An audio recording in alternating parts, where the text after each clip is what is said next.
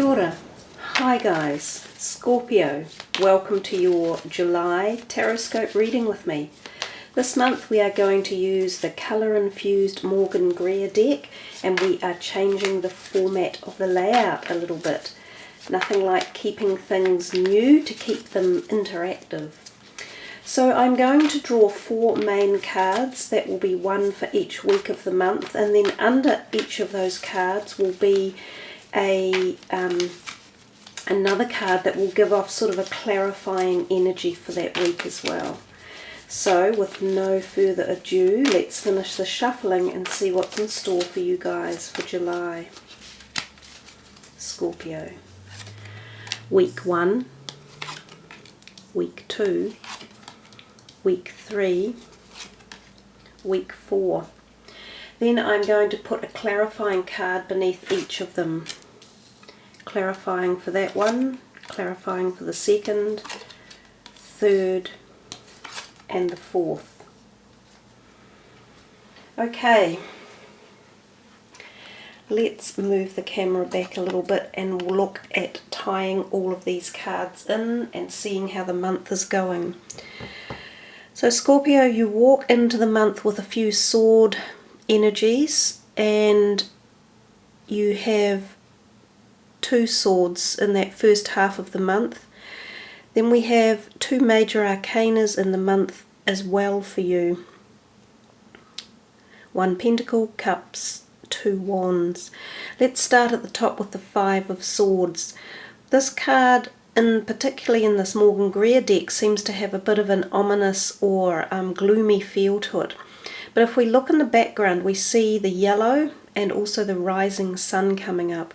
Quite often what this means is there can be feelings of tension around situations where verbal communication or some sort of even written communication may be being utilised. And quite often this is in the case where more than one person is involved. It can be the case of 3. Now, usually in the reading, when this card turns up, it actually shows you as being the person in the foreground who is actually the victor. So there might be something going on around you that you have had to deal with and had to either negotiate or use communication with, sometimes terse, and it had to actually push your way through it. And you may have won out in the situation. These other people feel as though they have walked away.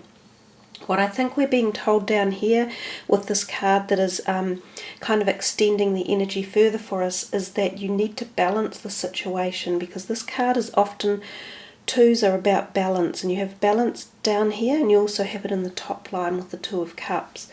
So if you're finding yourself around any situations that require diplomacy or something to be pushed through, whether it's deals or contracts or obligations, or whether it is friendships, even work-related friendships, because this 2 of Pentacles can often give us the feeling of career and job places or energies or finances and money.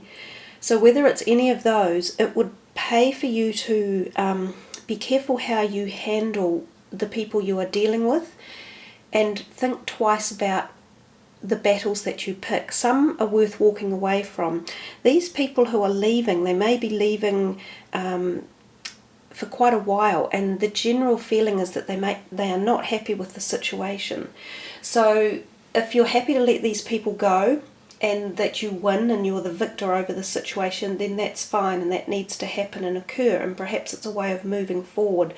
But if you're not happy about that, you need to bring in a bit more balance, listen things up, also let these emotions come and go. Sometimes these things can flare up really quickly, and if we just count to 10 and think of something else and move away from the subject, they'll abate it back a little bit.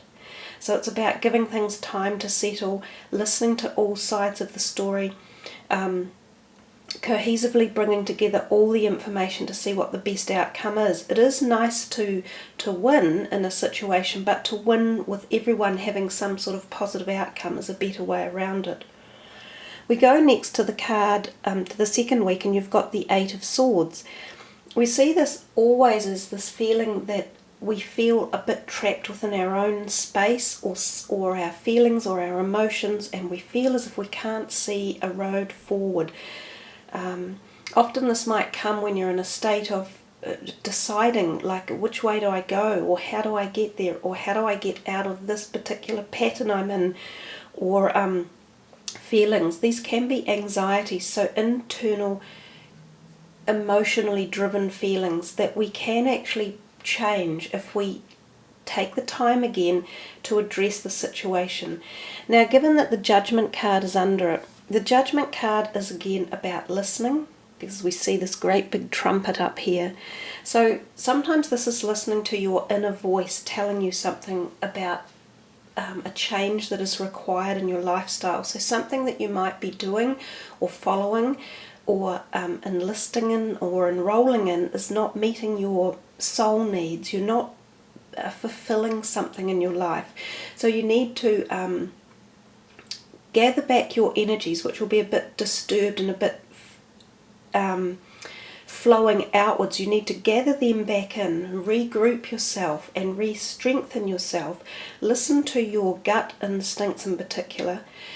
Remove any fear and worry and anxiety over this situation that you have, and perhaps do some solid research around it so that you've got real facts and that you can actually see a reality that's based to this, as opposed to just fear or uncertainty or worry. When you have all of those things together, you can then open your eyes and you can see a way forward. But it does come from within, and it has to come from you. And calming yourself down and realigning yourself with positivity and faith and optimism and happiness and listening to your spiritual self will help that pathway and that connection to come forward. We come to the third week in July and we see really rather a beautiful set of cards that have come together to join together. Now that Two of Cups is the watery sign, that's your own sign anyhow. And this is about finding someone in life who gives you that beautiful love connection and support and protection and happiness, and someone that you can feel that you can share your inner pieces with, bits and pieces, your feelings, your emotions, your mind, your connection, your darker side. This person could very well be new coming into your life, and it could very well be a romantic liaison, and it could be another water sign. And if it's not someone new, it is just helping you to understand that there is someone already around who actually does offer this for you, and that there is this great soul connection and bond and feeling of them wanting to be able to support you, especially when you're going through times like this and this over here. So keep an eye out for that energy in your life and really embellish it and let it flow in. Pick up all the positives from it. If it's a new love coming, see who it might be and be open to this sudden light and love and prosperity that might be coming. And to further amplify this card, we get the Four of Wands underneath it, which of course again is about happiness, and happiness in the home in particular. Going to events where there might be engagements or parties or family events where there's just great happiness and pleasure and joy. Now, this card quite often means solid based relationships. So given that it's clarifying this one up here, this could be reiterating to you that in your life you do have solid, special love relationships that are there for your support and there to help you and for you to call on them. The other thing that the Four of Wands can sometimes mean is changing homes. So some of you may be thinking of shifting or in the moves of selling homes or moving to a new address, or moving the energies around your home space somehow. But whatever that is, it feels as though it's going to a happy vibration and a happy destination. We come to this final card for the week of July and we see the Tower. Now the Tower, being the second major arcana card that you have, is quite an arduous one to look at, and it does often have underneath it some really in-depth meanings. The whole month of July feels as if there's this underlying tension or anxiety that you have going on with something in your life, and the culmination at the end of July with the Tower card is quite often about this desire to make the changes and get rid of the stuff that doesn't serve you. So it can be a very sudden event. It can even be, I've seen this card come out when there are issues around people's work environments and things that are going on at work. So this could be something to do with your career, and given that the wands are underneath it, also has that feeling. So the Tower card can represent literal arguments and misunderstandings with other people. They can be sudden and quite abrupt, and when they happen, they usually make change of direction that cannot be reversed. So my way of looking at the Tower is that it's actually quite a profound card that sets us back onto a more enabling future that's coming, because the Tower is set on unfirm foundations. So there's something that guides us in this card that tells us that a relationship that surrounds this energy was not a fair relationship. It wasn't based on equality one way or another. So there was going to be a point in time where it would crumble, because it's just not it's not physically able to continue at the level or the rate or the imbalance that it was. We also see the two bolts of lightning, and we sort of get this feeling that there's this almighty power coming from the universe that is almost directing this to happen. So it's as if when this card turns up, there's very little that you can stop to make it not happen. It was going to happen, it's an eventuality, and it sets you on the future path that leads you into a new door, into a new direction. And this card underneath it, which is its sort of card that's clarifying it, is the Ten of Wands. And this is also, if we look at that, the 10 is the endings of things, because it's the card or the number of endings and moving into new beginnings. And the Ten of Wands often signifies that you might feel as if you've had a load on your shoulder for a long time, and you've been pulling this load along, with doing your best that you can, and putting all this hard effort and work into it, and almost not getting enough satisfaction or accreditation for it. But that card tells us that this journey is nearly over, and that you are moving into something new. So the two of these together go hand in hand, and they're very positive, because they show us that you're moving out of this feeling of overload and being like under duress for some length of time, and moving into something like, well, I'm not taking this anymore, I'm just going, I'm out of here.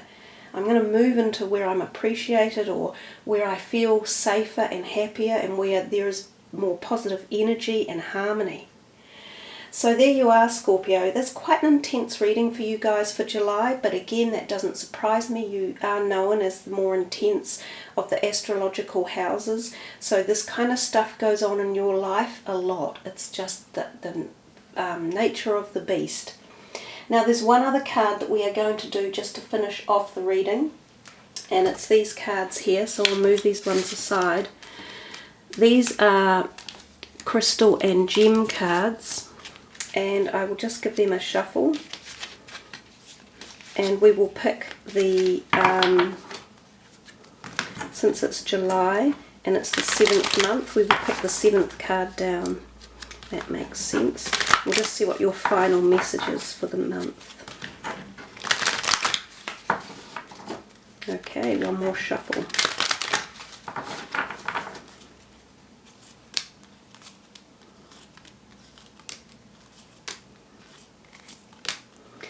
Apache tears. Well, it kind of goes with the messages of the reading. I'll zoom that in for you a little bit. These cards have a mantra on the back of them, which we will get to in a minute, and you might find the mantra really helpful as the month goes on. Apache tears. Are you grieving the loss of someone or something? Feel the grief and allow yourself to cry. Release the toxins from your body, mind, and emotional being.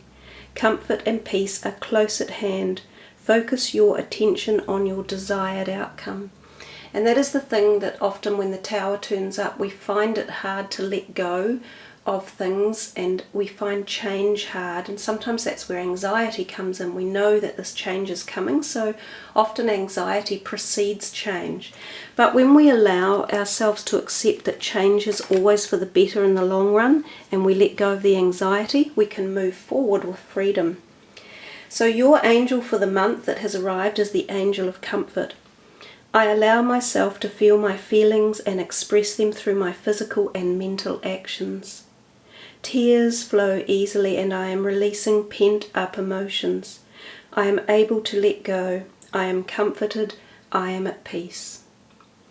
So there you are, Scorpios, for any of you out there who need to let go of some baggage or some old hidden stuff or agendas that no longer suit you. This is the month to do it. So guys, I wish you all the very best, and just work through that stuff if you need to, and I look forward to being with you in August. Ka kite noa, much aroha, namaste.